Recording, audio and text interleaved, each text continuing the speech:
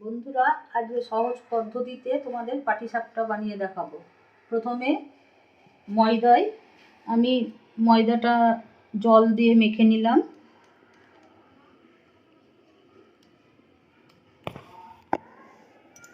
সামান্য একটু লবণ দিলাম।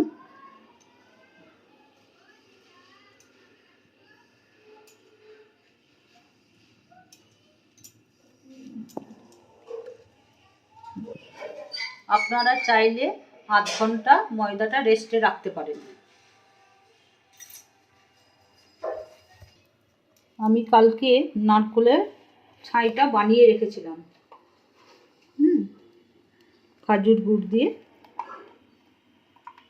আর এলাচের গুঁড়ো দিয়ে বানিয়েছিলাম। এবার গ্যাসটা আমি ধরিয়ে নিব।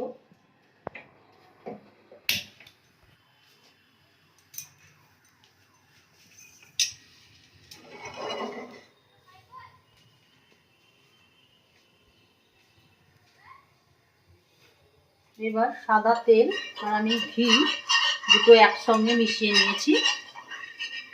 এবার কেউ সাদা তেলেও করতে পারেন, ঘি দিলে একটু টেস্টটা ভালো হয়।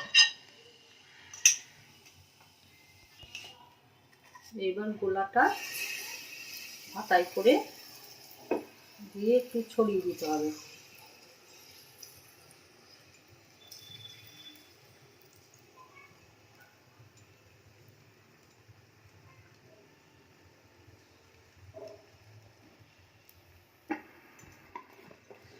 স্বাদের জন্য একটু আমি চিনি মিশিয়ে নিলাম। কাজুর গুঁড়ে একটু হালকা দেওয়া আছে, সেই জন্য আমি একটু চিনি মিশিয়ে নিলাম মিষ্টির জন্য। এবার পুর হিসাবে নারকেলের ছাই দিতে হবে পুরের জন্য।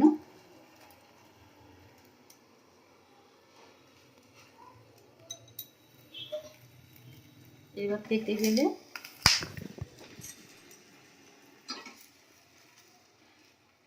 এটা উল্টাতে হবে, এইভাবে উল্টাতে হবে।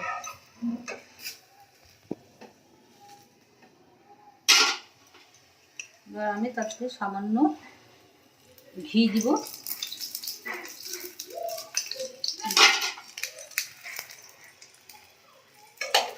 দিয়ে এপিট ওপিট উল্টে নেব।